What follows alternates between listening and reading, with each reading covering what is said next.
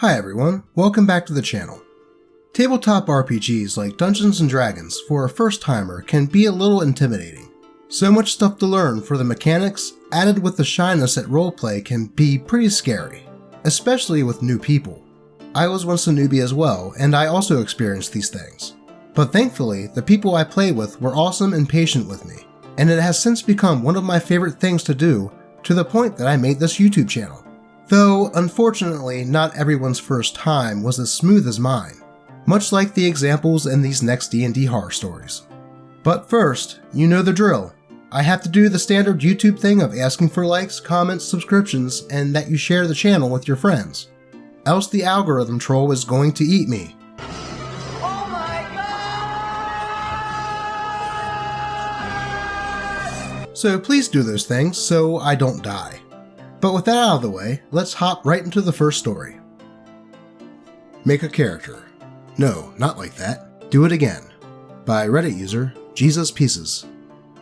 Years ago, I was trying to get into D&D despite not having any friends that played it. So I turned to Meetup and found a group that was looking for new players. At that time, I missed what I later realized to be a red flag. The DM hosted many games, almost every day of the week, and advertised his game in various meetup groups under different names, and with different accounts. I also later learned that he would get other players to make the meetup events on his behalf with vague details, and not specify that it's the same group as the other games, almost like he was trying to trick people into joining. But I was new to D&D, and didn't know any of this at the time, so I messaged the host, get accepted, and make a new character. Now, there was no guidance about what kind of character to make, any limitations, or even any help of how to make a character, despite me having said that I was an almost complete noob. But I did my best using a PDF of the player's handbook and whipped up a dragonborn sorcerer that I thought was really cool. The night of the game arrives and I show up at the location, which turns out to be in a very public seating area of a moderately busy shopping mall. There is a cafe a stone's throw away and the group is surrounded by other tables, some of which are occupied. Now, I'm a pretty shy person with social anxiety, and I was already nervous enough about meeting a bunch of strangers to play a game I barely understood how to play. But I was extra nervous about playing it in a public space surrounded by other people. But I really wanted to play D&D, and so I took the chance. I get there on time and find the group. They have a table near the back of the seating area, so there's at least a little privacy, and they seem nice and welcoming. Great, except the DM is not here yet. Apparently, he's usually late, so this is normal. Not a great sign.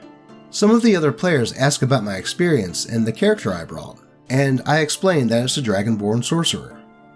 For some reason, that gets a whole lot of nervous looks and uh-ohs, and when I inquire, they explain that, quote, the DM doesn't like weird races and classes. Apparently, weird classes include things like sorcerer, druid, monk, and warlock. And he only accepts fighter, rogue, ranger, and wizard, maybe paladin if he makes an exception. And as for races, he only allows humans, elves, dwarves, halflings, and gnomes.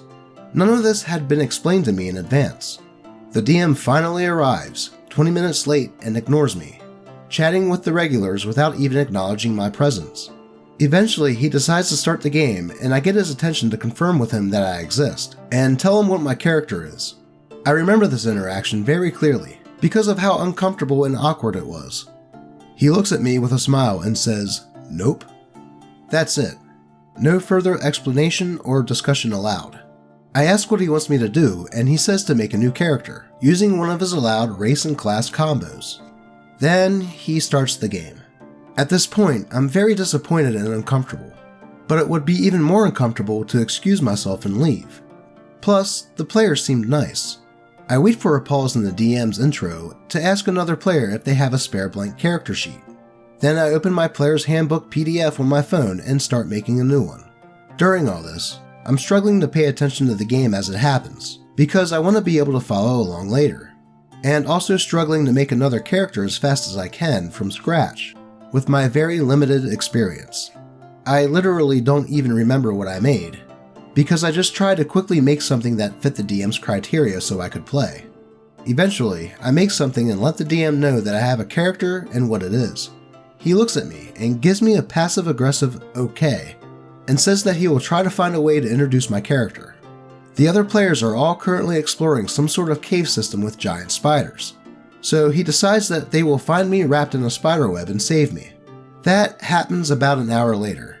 That is, an hour after I've already spent a good 45 to 60 minutes trying to make a character. For that next hour, the players all loudly argue about the best way of climbing down a hole in the ground. We are getting weird looks from people at other tables, and I'm feeling very awkward. Now, I actually like role-playing and doing voices/accents. I have played D&D quite a few times since then, and it's great getting into character. But screaming in a shrill goblin voice while a table of people next to you try to drink their coffees in peace is a bit too much for me. I think the player next to me senses my boredom and presses forwards into the room where my character is trapped. He cuts me free and I thank him, and get a solid minute of game time in before the DM switches back to the rest of the party, who is still discussing how to climb down this hole, despite the fact that one player has already gone through. So I'm back to sitting and waiting for another 20 to 30 minutes. At this point, I get a phone call and thank God for it, so I go to take it away from the table. I am completely done with the game, so I take my time, considering I've barely said 2 words so far, and I can still hear them arguing about what to do next. Eventually, I end the call and explain that something has come up, and that I have to leave, and I quickly gather up my dice and papers and take off. Years later, I have met other people who play the game, and have had quite a few good experiences. And I also learned that this particular DM is a bit infamous in my city for the games he runs. Several people I talked to have had their own separate experiences with this guy, and he is known for making a bunch of different games and trying to sneak them into meetup groups. Thankfully, I learned to avoid his games. Literally about 1/3 of the D&D games advertised on Meetup in my city are secretly hosted by this guy, and have had plenty of good games since then, but this was definitely one of the least pleasant RPG experiences I've had. Man, talk about stressful.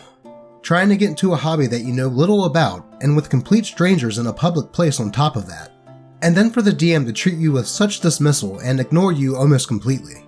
This DM sounds like a total asshat.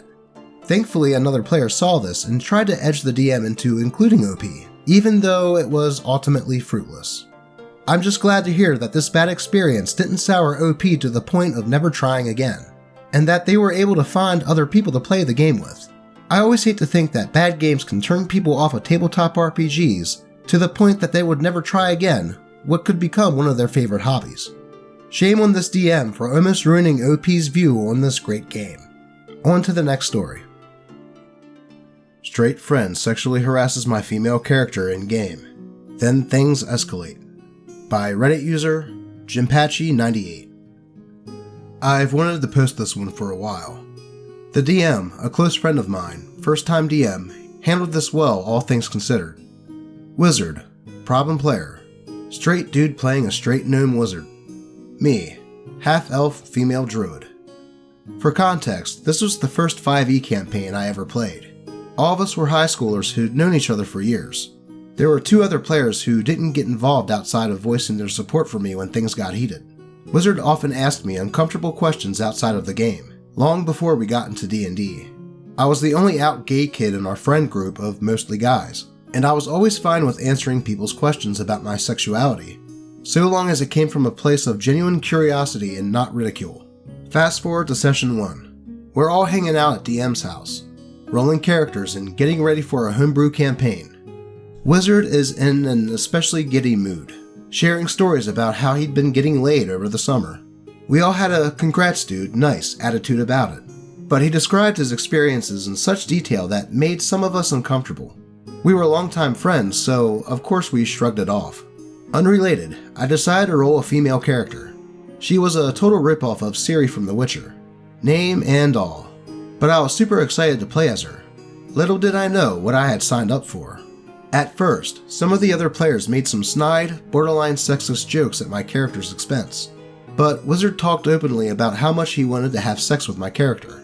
Not wanting to be a mood killer, feminism was considered very cringy at the time, and I wanted to be a cool gay who was just one of the guys. So I laughed along with it. Later, during the session, Wizard point blank asked me, in character, if he can have sex with me. I say no. For the rest of the session, he acts like a complete simp. doing unsolicited favors for me to convince me to change my mind. This is when the rest of the table starts realizing he's acting weird. I try to communicate with Wizard outside of the game during a break to see if this is in character or not, and he insists it's all just a joke. He then told me, out of game, that he had a big dick and asked, quote, "Gay guys like big dicks, right?" By session 2, I was high enough level to use Wild Shape and transform into a bear, something I was super excited to do. Little did I know I was going to be using it for PvP. Wizard's antics continued the session, this time without any support from the rest of the table. We chastised him for acting like a dipshit, but it felt like he fed off the attention because he just wouldn't stop. Eventually, he decides that his character, quote, attempts to fondle Cyrilla's breast. I fucking lost it. Before the DM can speak, I say, quote, I transform into a bear and maul him. DM graciously gives me the first move without rolling initiative, and I knock Wizard unconscious in one turn, thanks to his low HP. It felt so fucking good to get revenge on him for being such an asshole, and the whole table laughed more at his expense. I spared his life on the condition that he stopped sexually harassing my character. He begrudgingly accepts. Immediately after he recovers, he claims he could have beaten me in a fair fight, and continues making snide comments about my character's genitalia. Lesson not learned whatsoever. After the game, I talked to the DM, who wholeheartedly agreed to boot him from the game. A couple months later, he got booted from our friend group. Edit. I've lurked on this sub for a while and was scared to post this because it brought up unsavory memories for me, but seeing everyone's support in the comments has absolutely made my day. That said, I see a lot of folks speculating about Wizard's sexuality. Not gonna lie, I have speculated about the same sort of things, but I can't confirm that it's true, and I prefer to take people's sexuality at their word, even if I don't like that person. You don't have to be closeted to be an asshole. Also, as satisfying as it is to maul your harasser in game, there's no better solution than removing them from your game, or removing yourself from that game if there's no alternative. Please don't take my brash outburst as sound advice for resolving issues like this at your table. My god, what is wrong with people? It's one thing to be overly creepy in game, but then to take it out of the game and make disgusting remarks like that. It just tells me that this player is probably compensating for something, and that the people commenting on the Reddit post about him might just be right. Though, what do you think? On to the last story. Story of a first-time player's character being mistreated for being human. By Reddit user Marcos0929.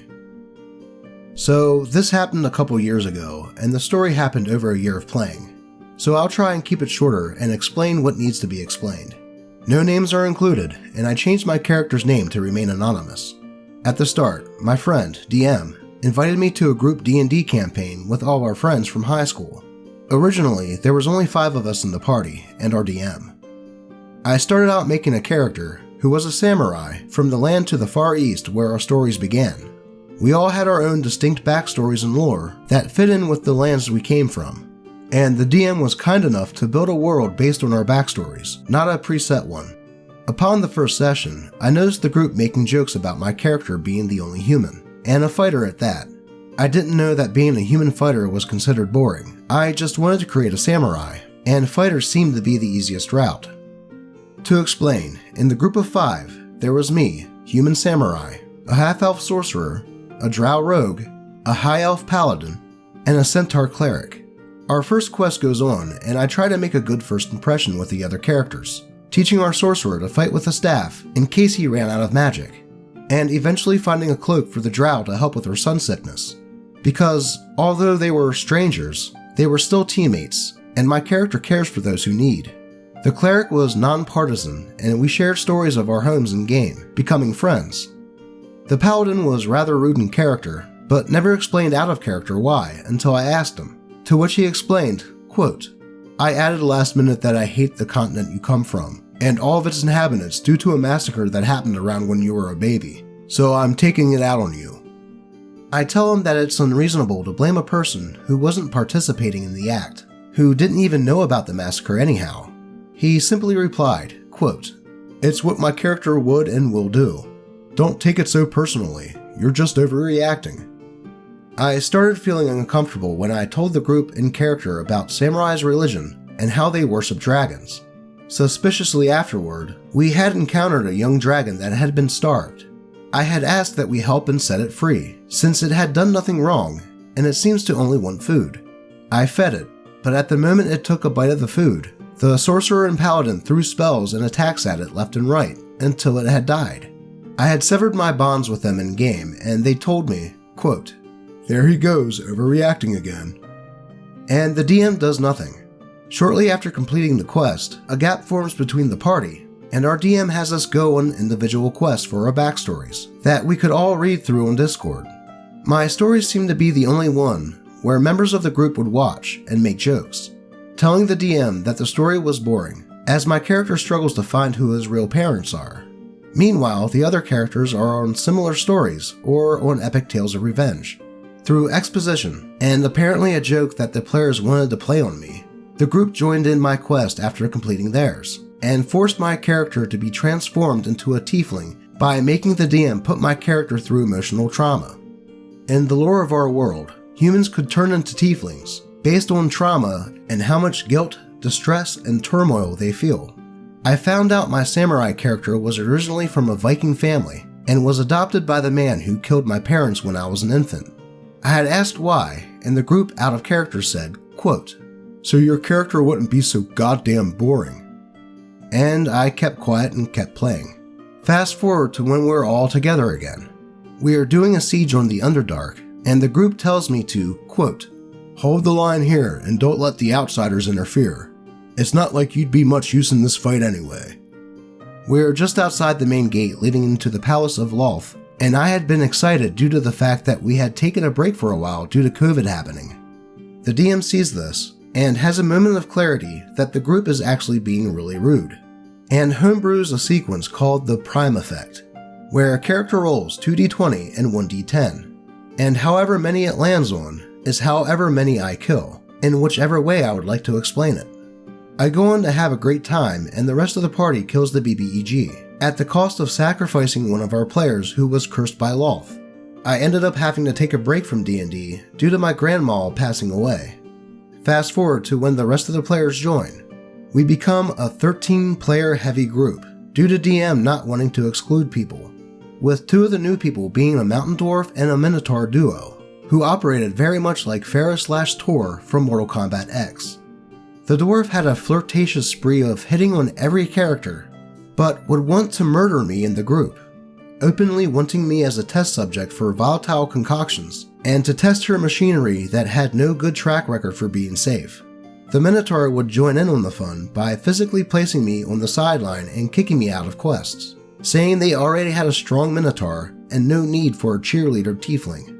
I brought it up to the DM and asked if I could drop from the group, and he said, quote, "Hey man, I'm just trying to keep everyone happy.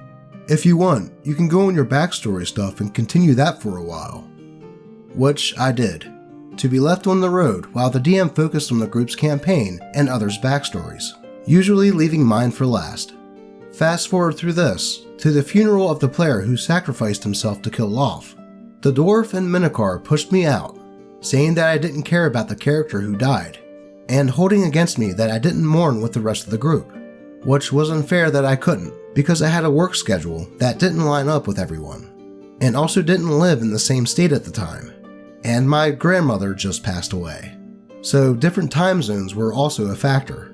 The DM had had it at this point, and encouraged me to say how I felt, in and out of character.